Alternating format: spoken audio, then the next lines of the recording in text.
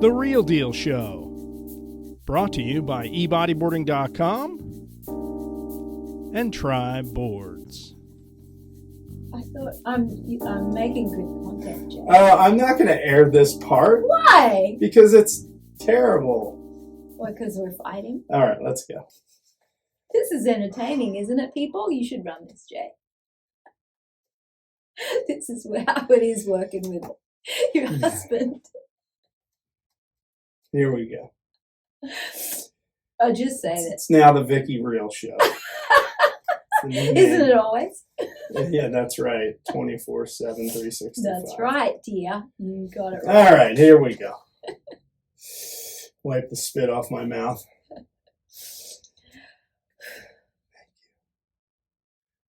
All right, ladies and gentlemen.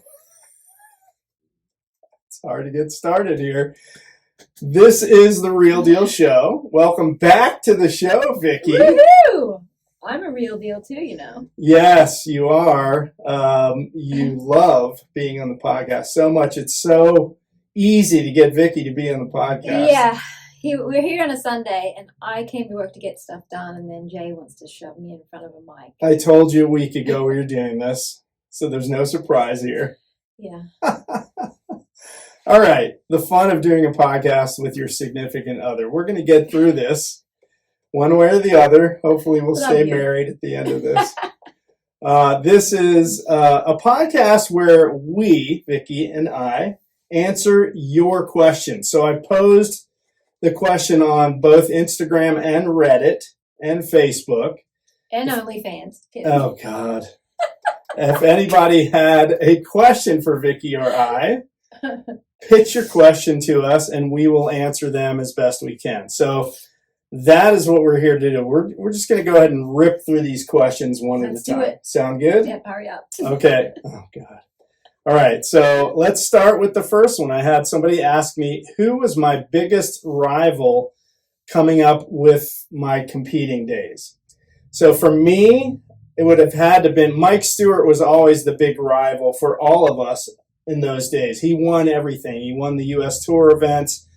And later, as we moved on to the World Tour, Guilherme Tamago was the man to beat. So Mike initially, though, was definitely the rival of not just me, but everybody on the tour. How about you, Vic? Me personally, I don't know. Everyone was my rival. I wanted to beat everyone, but, you know, the Brazilians were always the top of the game in the ladies. So, you know, trying to take them down was like all of them were my rival. You know? Okay. Yeah. The Brazilian girls, Yeah. for sure. They dominated the tour. All right. This is to both of us. What are our favorite boards in the Tribe lineup? Well, for me, obviously it's the one behind me. That is the Wolf, which is my signature board. And it's an epic combo board. You can read all about it by clicking the link at the top of your screen right now. And obviously, mine's behind me. It's the Valkyrie. It is a sick all-round board for anyone, not just for females or groms, but anyone. So you can check that out also. We'll put the link at the top of the screen for that one as well. Also got asked, what are my favorite maneuvers on a bodyboard? For me, it's got to be just a drop knee snap. Like get a good wedgie wave, get up drop knee, and just crack a snap and throw a ton of spray. Yeah, I learned that from one of my mentors, Keith Sasaki. Got to go on a trip with him in May to Mexico, which of course we got the video of. I'll link that at the top of the screen as well. You're busy. So that's my favorite one. What about you, Vic? The bank reverse or air reverse. I love a wedgie wave. Obviously tube riding too, but yeah, a good wedgie bank reverse. So fun. Okay. I got asked, this is a random question just for me, what's my favorite pizza at Lido's? That's an East Coast pizza chain. I love pepperoni. I'm a simple man of simple taste when it comes to pizza.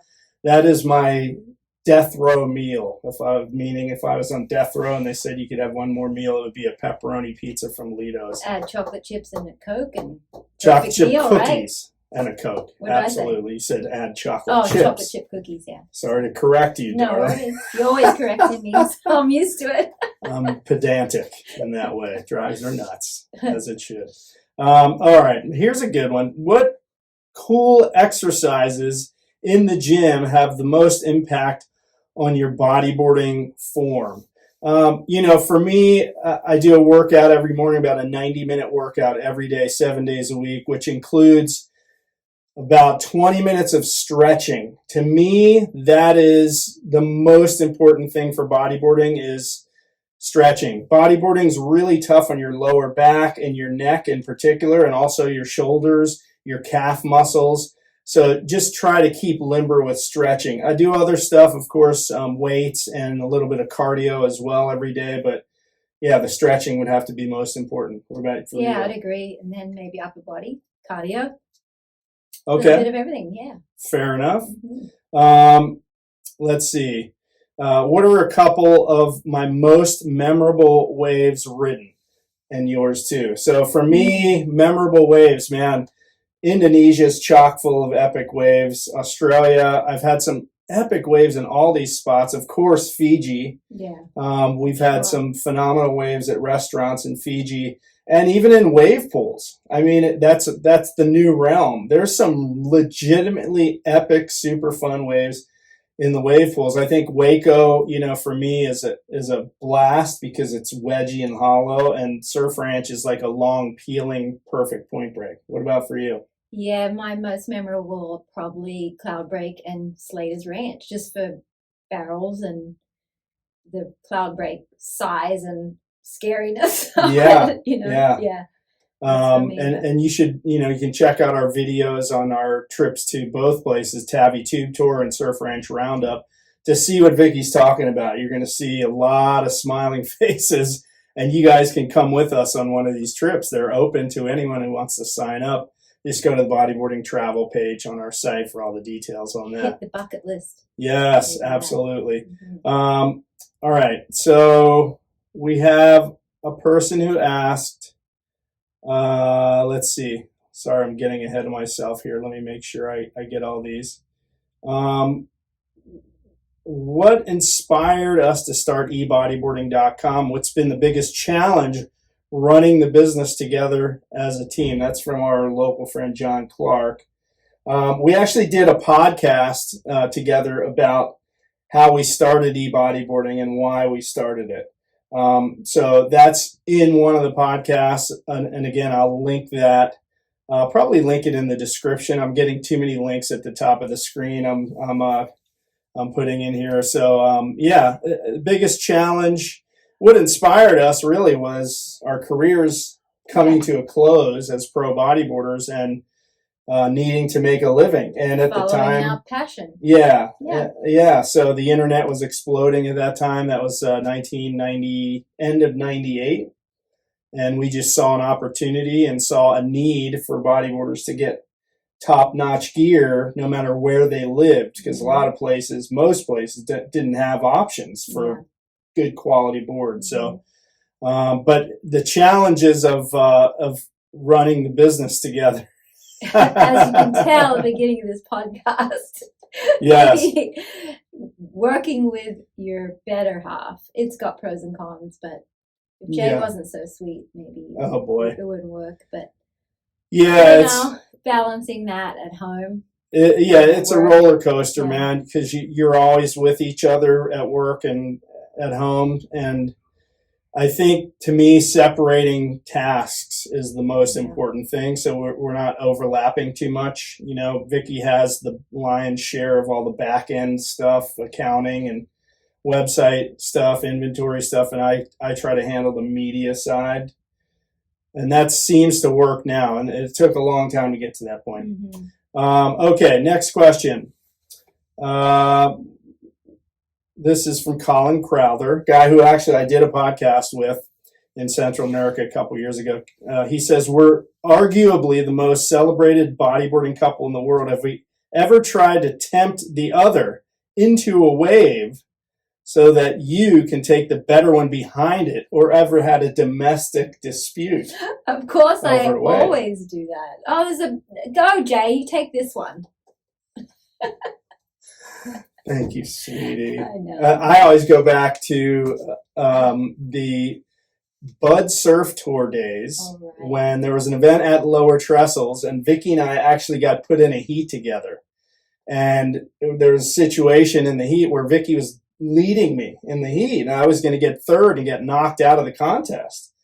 And I couldn't have that. So I got a good wave. I moved into second position, and she was just behind me in third position, and I didn't want her to get another good wave. So I sat on her and prevented her from getting another wave in the heat. All the judges saw it. They were making announcements of yeah. And then when I came in, they were making fun of me, and the announcer over the PA was making fun of me as well. We weren't married at the time. We were boyfriend, girlfriend, but yeah, people were writing me off saying, "Oh man, Jay, how bad of you to do that, and you're going to be in the doghouse tonight." Yep, he's on the couch that night. Yeah, so that did happen, Colin. Thanks for asking. Okay, Casey asks us tips for dealing with employers who make decisions that adversely impact our surf time.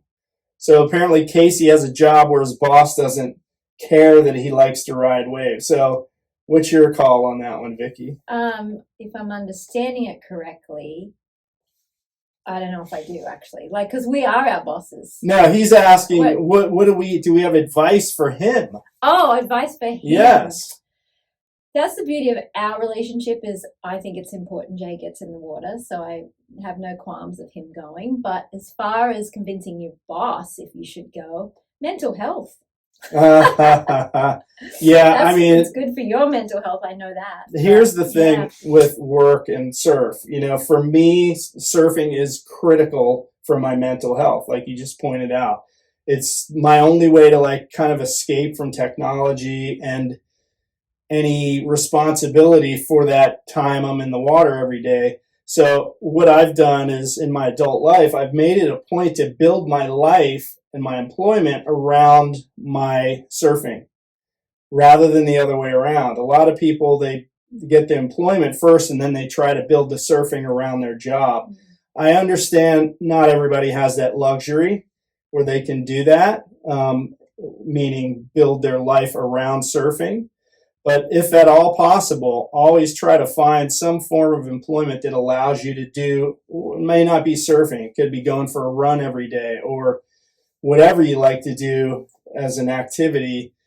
Make it a point to do it every day and make sure that your life and your job work in symbiosis with that. I think that's important. And as employers, I think it's super important to make our employees happy. I'm always encouraging them, go surf, finish early, get in the water, because it makes you a better employee. So if you're an employer out there, be good to your employees. Have him give us a call, Casey. Oh boy. Casey, where do you live? No.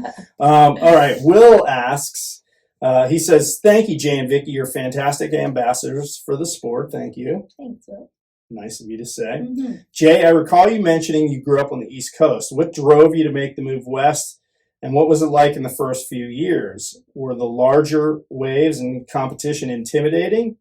So I did my very first podcast. I told my whole story on the Reale Deal Show. So go back to the very beginning of the podcast list. You'll see me talking about that. But essentially, making the move west was inspired by my desire to follow my dream of being a pro bodyboarder. I finished college in 1986, got my degree to teach school.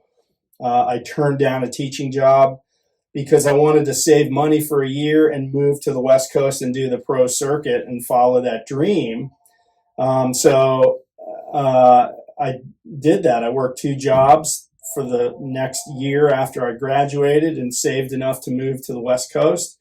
And as far as moving out here, larger waves and competition, yes, competition in particular was very intimidating because I was competing against the best bodyboarders in the country and arguably in the world. I had Mike Stewart, Ben Severson, Keith Sasaki, Danny Kim, and a host of other riders that were at the top of their game. And I was coming from Maryland. But I had gone to Hawaii every winter during my break in college. So I had exposure to larger waves, and I had slowly worked my way up during those times I spent in Hawaii towards bigger and bigger waves. And I had exposure to some of the best riders in the world on the North Shore every winter. So I learned a ton in those 4 years that I spent over there during my winter breaks. And that really served me well in terms of being confident in bigger waves. So yeah, it was a slow process though. I didn't just jump into big surf right away. I, worked my way up from there. Okay, next question. I'm going to pitch this one to you, Vicki, since I just blabbed on. Yay. This is from Lids Bodyboarding. Do you see the business side of bodyboarding growing in the next couple years? Apart from grassroots level club competition, how is another way, in your opinion, to get people interested in the sport who are not necessarily competitive? Well, I see a growth mainly because of wave pools. And the entry level of riding waves on a bodyboard is way easier than a surfboard. So I think with all these wave pools popping up, there's going to be more bodyboarders around, inland USA, inland everywhere, Australia, Europe. So that's very exciting to know that we can grow bodyboarding in those avenues. And I think there's a little spark that we see on the retail side of it from our business that, there's more bodyboarders getting in the water, and we have a boogie camp, so we're trying to get the youth stoked on it. So I think with Joey Gregory with California Bodyboarders, he's also, getting some kids in the water. So I think we're in for a growth spurt here in the next couple of years, I reckon. Yeah, I would agree. I mean, really, the grassroots thing is, I think clinics are a good idea. And Patty Serrano and her group are doing Boogie Fest events, a couple here and there, which it's all great because it exposes people to the sport and gives them a user-friendly way to get into it. It's not a competition. It's basically, hey, try these boards out. We'll give you a couple lessons. So I think, we're reverting back to where bodyboarding was in the late 70s, early 80s, where clinics and exposing people to the sport is really the way to get more people into it. But we're seeing a big resurgence in what we call board agains. I was going to say that. Yeah, talk about the board again movement. Yeah, it's like your generation, even my generation. All the sponges from back then are having kids, and now they're back on the board to ride with their kids. So there's that whole crew. Bringing the youngins back. And the other group that we have a lot of interest from is older surfers that can't pop up to their feet anymore. Their shoulders, back, knees, whatever are blown out. So they are switching to bodyboarding so they can stay in the water into their golden years. We had a lot of both of those groups. So it's at the older end of the sport. It's great. There's a lot of people doing this sport. But bringing the younger kids in, I think these free clinics to expose kids to the sport is great. Our Boogie Camp, Joey's camp, and the Boogie Fest events. I think bodyboarding specific trips too, like the ones we do. We get people in the water, and Bodyboard Holidays. Yeah, Rob shout out to Rob. He's got some women only trips and clinics going on, so that's building the sport a little bit too, I think. Rob's been doing trips with Bodyboard Holidays for well over 20 years. That guy, their company has it wired. You and I are guest coaches for their Central America trips. We absolutely love the clientele that comes on those trips. They're awesome. So varied, and you get old, young, people from all over the world, and they're there strictly for the love of riding waves. There's no egos, no competitive whatever in the water. It's just all fun, and I just love that whole vibe of Rob's trip. So and Rob's videoing them and helping them to there's full coaching their maneuvers, or duck dive, paddling, for sure. So that's okay, we have a guy named Dragon Balls. He's asking, hey, love your stoke and keeping the book vibe alive. Just want to ask you about travel destinations suited for bodyboarding. I know you guys love Tavarua, but do you have any other favorite spots that are great for the traveling bodyboarder? You want to touch on this first? I have to say the number one is Waco. The reason being is it's such a sick bodyboarding wave, and it allows people to come for a very short amount of time. You can show up on a Sunday and boogie Monday, Tuesday, and be home by Wednesday.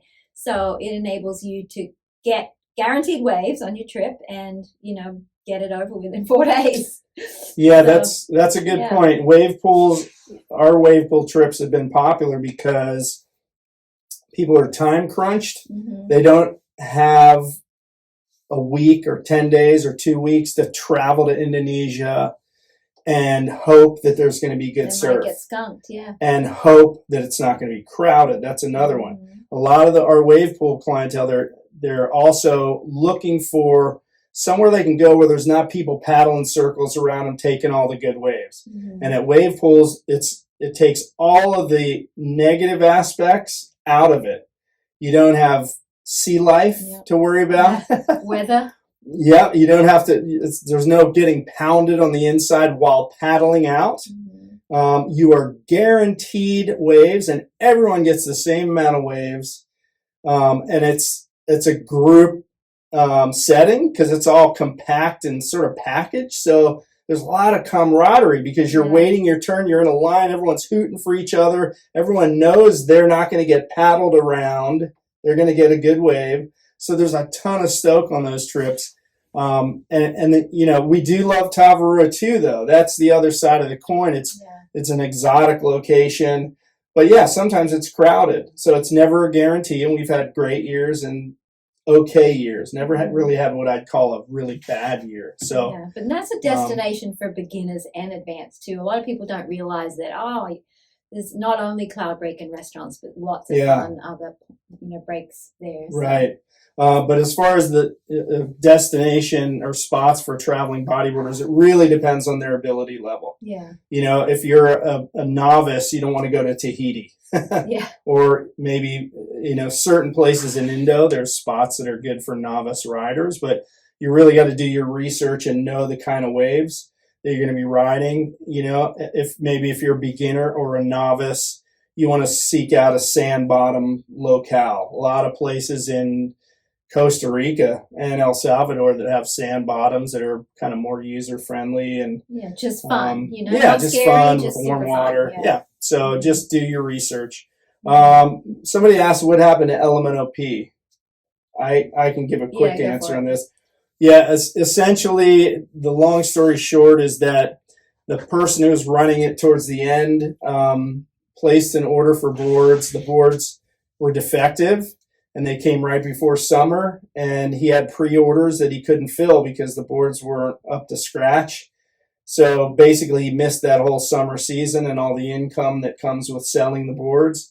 And that was enough to basically drive a stake through the heart of that brand, and that was the end of it. That's such a good team and vibe, yeah. Yeah, it was a cool bunch of guys that ran it. Somebody asked, when are we going to have a full edit of our travels?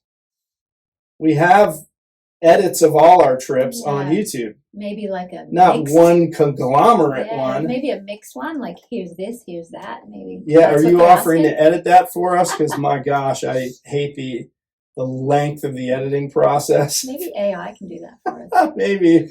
But we got a lot of trips over the years, and we have the videos on YouTube, so check them out. You can see each one. PE versus PP for California water temps. That's another question we got. What's your call? I'm PE for me, just because the water's not warm enough, and I like a little flex. So. Okay, but your board has PP. Oh, yes. You're right. Sorry about that. I'll have to cut that part out. Yeah. She screwed up. Well, I'm saying PE is fine, regardless of yours. But I ride my board all around the world. Right. So I have a lower density polypropylene. It's a 1.2. 1.5 in that board. Oh, that's right. 1.2 was the old manufacturer. I designed Vicki's the new board. manufacturer, No, I have 1.5, and it's thinner and, three-quarter stringer. So, but California waters, you can get away with both. Yeah, PE's a really good core for any water temp. From low 70s and below, it performs outstanding. If you get it in tropical waters, it gets a little soft. Polypro, if you're in California, you want a lower density, as Vicki said, 1.2 or 1.5 for California water temps.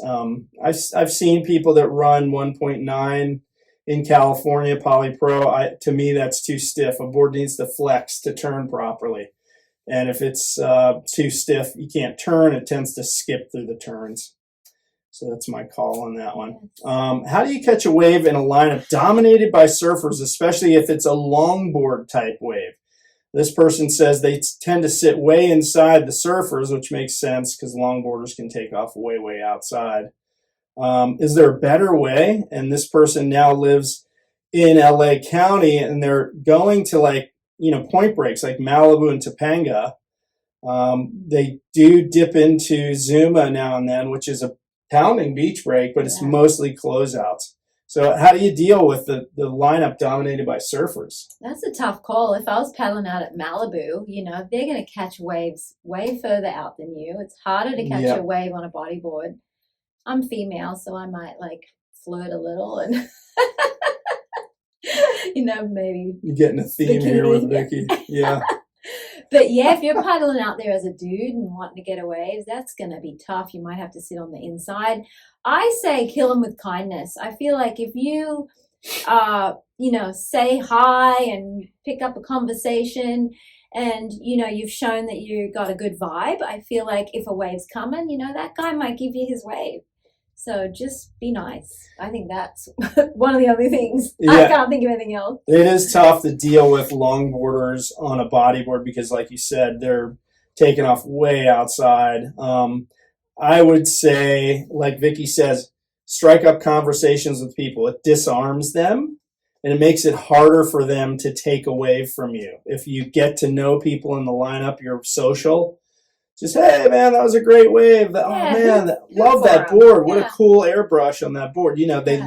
That will disarm people. Yeah. But the other side of it is there's, hunt down other spots. Zuma definitely closes out a lot unless it's just the right combination of swell.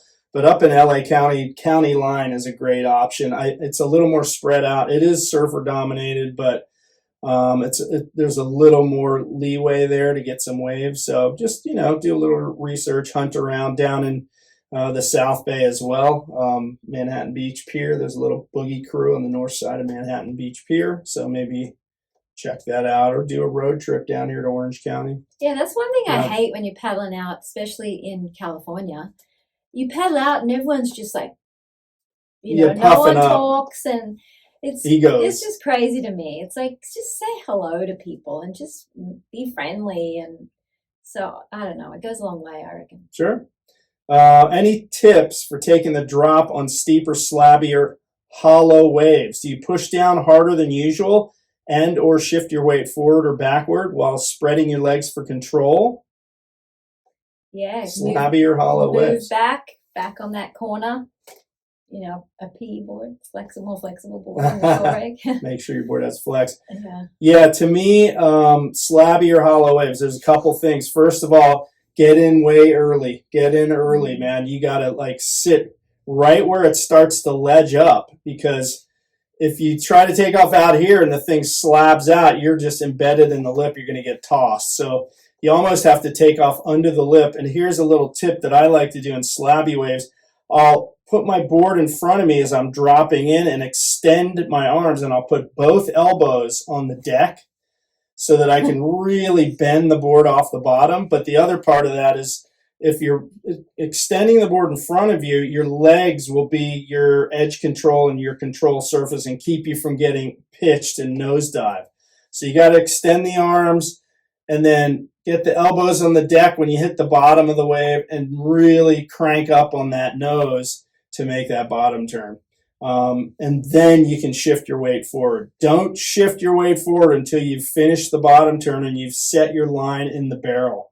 Otherwise, you're going to get sucked up and over, and you just got to be ready for that. Spreading your legs for control, that's in the barrel. That's definitely helpful because you can control your speed and stability. Slabby waves tend to want to suck you over, so having a wide spread on your legs definitely helps you to sort of adjust and negotiate that sucky, slabby type of wave. So, could you describe how you time the drop knee get up? When you're on your knees before flicking your front foot around, do you feel like you're falling forward? Good question. There's different techniques to get up drop knee. You know, there's the 1-step and the 2-step. I do the 2-step because that's kind of how I learned by watching Jack the Ripper back in the day, Jack Lindholm, the guy who introduced that stance to bodyboarding. They call it Jack stance. In a lot of places they still do. So it's 2 knees and then swing the foot around. The key is try to do it as quickly as possible, you know, because once the wave starts getting steep, you don't want to still be trying to swing that foot around or getting up in your stance, because you gotta be stable right off the bat. So that's another case where you want to get in early and get up in the drop knee stance. Or if you can't do it like me, you double knee it. Double knee, old school. Next question, Krypton in South Africa says, what advice do you have for someone intermediate adjacent trying to do the basics? I've been watching a lot of videos and trying to suss out how the pros do it, but also been checking out my pictures of me in the water to figure out what I'm doing wrong. And this person lives in Cape Town. So what do you have for someone intermediate adjacent trying to do the basics? 2 things. You got to make sure you're on the right board. There's so many people that just are on a too small of a board, too big of a board. You know, they're too heavy and it's not floating them. And the other thing is watch YouTube videos. That's how I learned, by surfing with people that were better than me and watching people that were better than me, and you learn the techniques. So that's my 2 tips. Yeah, and they said they've been watching a lot of videos. Oh, so okay. Yeah, that's definitely helpful. Obviously, we have how-tos. Ian Campbell has a fantastic library of how-to videos on his YouTube channel, as does Bodyboard Holidays. You're going down the right track doing that stuff, but really, don't beat yourself up. You may have a really epic session and come out of the water super stoked and kind of on a high, and then the next session you just may eat it every time. I surf 300 plus days a year and I still have crappy sessions. I'll have a session where I'm totally kooking it. Yeah. And that happens every now and then to everyone, even somebody like me that's been doing this for almost 5 decades. So that happens. But you mentioned you're checking pictures of yourself. Video is really helpful. So if you have somebody that can video you, that's going to be super helpful to being able to slow-mo and pinpoint any mistakes that you might be making. Just keep going. Don't give up. What advice would you give to someone who's doing spins and rolls and wants to add more maneuvers, and health-wise wants to keep doing this for at least the next 25 years until the age of 65? What I mean is, what should I focus on in terms of physical preparation and overall health to be able to keep surfing well into my 60s? Well, we have a video on. Yeah, we do. Yeah, on have to our link that up yeah, there. well, maybe in the comments. Yeah, we have a podcast on how we stay fit, and we have to do an update because we did that one 2 years ago, and my routine's changed a little bit. Do you have a comment on that? Like, first of all, was really a 2-parter. Yeah, it was a long one. What advice do you give someone who's doing spins and rolls and wants to add more maneuvers? They're the 2 key maneuvers in bodyboarding, really, aren't they? Most They're people the want to do basics. the basics. Yeah, the spin and roll. Hit the section coming at you and just try and do a bank reverse. Just up the ante, in those 2 maneuvers. You could, if you got the roll down, try an ARS. Yeah, I think watching videos again. We go back to that.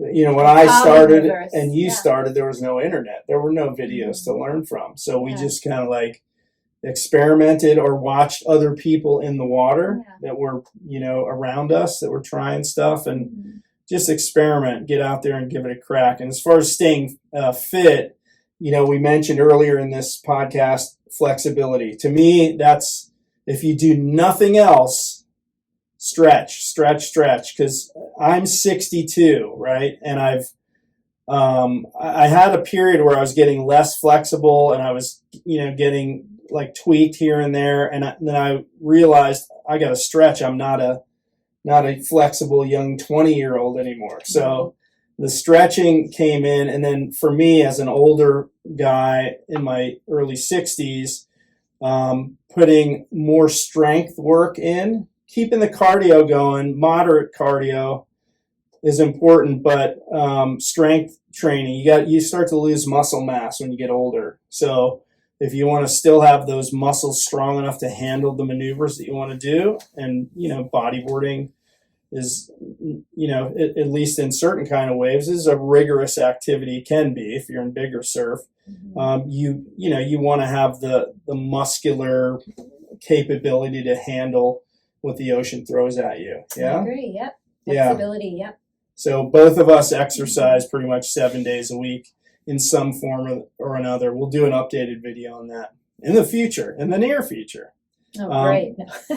No. Most important thing a beginner should focus on when learning how to bodyboard. Also, Vicki, those pink fins are awesome. Yeah, I know, aren't they? What do we call that color? Neon noir. Noir. That's like hard to say. Pinot It's a noir. French word, Yeah. right? Yeah, but it was a lot of JG kids love that color too. So it's Yeah. funny how boys love the pink.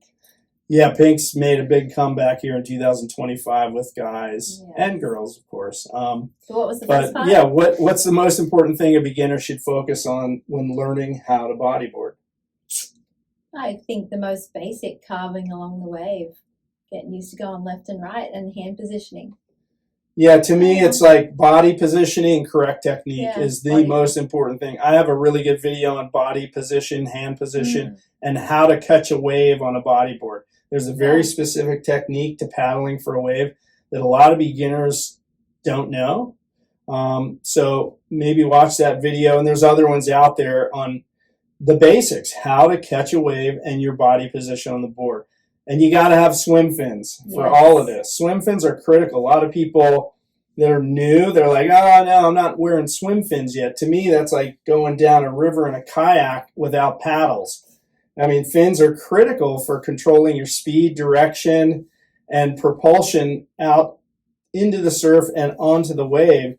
And if you're not wearing fins, you're giving up all of that. It's like a totally different sport when you're not wearing fins. I don't even think I can bodyboard without fins. Yeah, it's mind-blowing to me, like the people, I understand if you're going straight ahead in the whitewash, yes, but if you want to actually turn across the wave, do any kind of maneuver, swim fins are critical in so many ways. All right, why do you think bodyboarding isn't more mainstream, even though it's such a serious and legitimate sport? This is a good question. And this comes from Cobra Codes, I think, on Reddit. So what's your thoughts on that? Why isn't it more mainstream? I think it's the whole, I don't know, I was going to say the ski snowboard thing where, skiing's like but seen as from snowboarders as a lesser sport. And I think, unfortunately, bodyboarding is that for surfers. It's not as cool, but I know it's pretty gnarly, the stuff that people are doing. It should be like what do you call the mainstream sport? Yeah, but the like the motocross X Games. X Games, thank you. That's what I was thinking of. It should be like an X Games sport. Yeah. Well, they tried surfing in the X Games, I remember, but it didn't work out. Maybe with wave pools. Yeah, wave pool would be the place to do it. Yeah.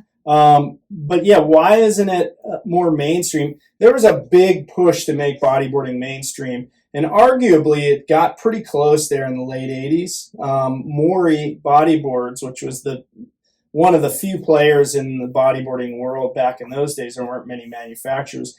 They had a dedicated sports promotion office down here in Southern California, and they partnered up with big-time companies like Sunkist and Orange Crush, and they had like TV commercials.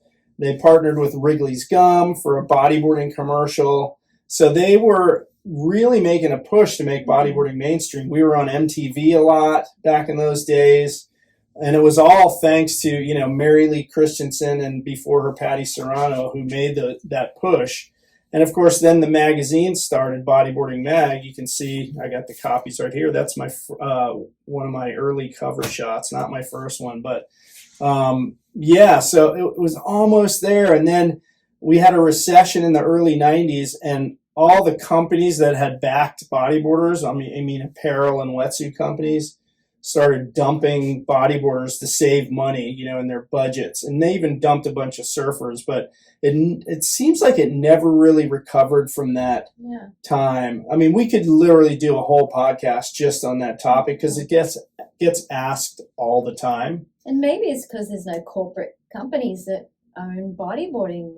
But, there's no corporate bodyboarding companies. Yeah. More, but, there are hub boards, there's Tribe, we're all kind of small mom and pops. Right. They can't afford to take it to the next level. Maybe that's why. Yeah, there's, back in those days, reason. there were 5 bodyboard brands. Now there's like 100. There's too many, and they're all slicing up that pie really thin, and nobody has enough profit to be able to support, for example, a rider on the IBC tour, or even sponsor events on the IBC tour. There's just not enough money in the sport right now. Who knows? Things could change. Okay, finally, this is from Jerome, our buddy that we met on a trip to one of the Channel Islands a couple years ago. Remember Jerome? Bird watching Jerome, good guy. Great guitar player, by the way. What's the most memorable wave you've ridden in competition? Ooh, he has a couple questions. That's the first one. Go ahead, hit that one. Mine's going to have to be Pipeline, because paddling out there with 3 other women, no crowds, and we got it epic one year. So that one for sure. Yeah, Pipe, epic. So many epic events there. For me, I'm going to pinpoint one event at Lower Trestles. It was the year Kelly Slater won the Lowers event, 1990, I think it was. Bud Tour. Bud Surf Tour. It was absolutely as good as Lowers gets. The rights and the lefts were spitting barrels. It was sheet glass the whole day. I remember having a heat with, Chris Tenberg. Can't remember who else was in the heat, but it was so good we were hooting for each other. Like you'd be paddling back out and seeing your competitors trying to beat you get full on barreled on the left, and you're like, oh my God. We came in, we were all just elated at how epic it was. Despite, whether you won or lost, you were just like, that was some of the best waves I've ever had in a contest. It wasn't crazy, heavy, gnarly waves, which for me was fine. I've never been a crazy, heavy, gnarly wave guy, even though I've been forced to compete in waves like that. But that was memorable. And one other one I'll point out. Reunion Island. Well, that was great too. Reunion was great too. What was the other one? It popped into my brain, and now it popped back out. There's just too many to point out all of them, but that Lowers event was pretty epic. So I remember that one vividly. And if I think of the other place, I interrupted you. Sorry. Yeah, that's okay. That's okay. I'll come up with it at some point. Favorite thing to do on the surface flat? I guess just hike. I love hiking. Huh. Yeah. Okay. Hiking. What did you think I was going to say? No, I don't know. You like to go out with your friends. I'm thinking like sporty or active. Oh, right. Not necessarily. Yeah, hang out with my friends. That's fun. Yeah. Travel. Eat. I love to eat. Oh, yeah. Right. Yeah, I'm the same. I love being outside. So, today I went for a 6-mile hike because the surf is really small, and I love it because I got my yacht rock playing on my phone. There's no one around. Meanwhile, I'm sunny, listening to beautiful financial podcasts. Yeah, Vicki's investing. She's actually trying to help us retire someday, and I'm listening to yacht rock. But I used to be in a band and sing, and so it brings me back to the band days because we used to play that kind of music. So I guess I'm trying to recapture my youth in some way, shape, or form with the yacht rock. Okay, last question. Places you've been where it was too big and scary to go out. Cloud Break. Okay. Remember we got it, we were there with the giant swell. It was like 25 feet. Yes. Actually, I did think, can I sit on the shoulder and maybe drop into one of those? But yeah, this was March of 2024. We were there during one of those, swell of the decade kind of events where all the pro surfers, big wave guys flew in for it. It was like epic conditions at Cloud Break and solid 20 to 25 foot faces. Yeah, it's nuts. I have to say another time was Pipeline. You can paddle out there when it's, the buoy readings are small, and within a few hours the buoy's up, and I couldn't get a wave in and had to get rescued by the lifeguards. So that was one situation where it got big while I was out there. Yeah, it's big and scary to paddle out. There's been many days like that, and as I get older, I don't want to get pounded now. I'm over it. It's not fun. Yeah, I don't want to surf any waves that scare me now. I just want to surf waves that are fun. You know, a foot or two overhead's totally fine for me. I don't have a big enough ego to be afraid to admit that. I'm in awe of my I don't want to say friends. Compatriot. Well, no, gosh, there's a word I'm looking for. I'm blanking again. I know this one's oh gosh, it's right on the tip of my tongue. But anyway, I'm in awe of Mike Stewart and other guys. Like, let's point out Michael Ho, who's in his late 60s, still surfing big backdoor pipeline. And Mike Stewart, 62 years old, still charging giant second reef pipe, just no fear. And, the guy's got it so wired, I guess he doesn't get pounded very often. And of course, he just won the Shark Island contest. Shout out to you, Mike, 62 years old, beating guys young enough to be his grandchild, which is pretty friggin' amazing. I would say probably the oldest guy that's ever won a major wave riding competition by far. Kelly Slater, a somewhat close second. Yeah, he's 53. He won pipeline when he was 50, didn't he? Yeah, but Mike's 62. Yeah, that's true. Pretty impressive. So Slater's got some catching up to do. Yes. Contemporary was the word. Mike is my contemporary. That was the word. Anyway, so that wraps it up for the questions we got. You have any final thoughts, Vicki? Oh, it was so much fun. Podcast. Dripping with sarcasm. Dripping. Sorry, guys. I'm not as good as Jay. I don't have the You're words great. that Jay has. You did fantastic. Oh, thanks, honey. Yeah. Appreciate that. We'll get you back again because people would rather look at you than me. I guarantee that. Or listen if they're listening to the audio podcast. So, folks, thank you for pitching those questions on Instagram, Facebook, and Reddit. We had some good ones there, and I hope that we got all of them covered. And if you have any further questions, you can always email us or DM us through Instagram or post something on Reddit. I check Reddit quite a bit. And it's been a pleasure, man. It's been awesome doing this with my lovely wife. We love it. Another episode of the Reale Deal Show in the can. It's now dinner time. We're going to go get something to eat. 6:30 on a Sunday. Yes. Yeah. So, folks, thanks for watching.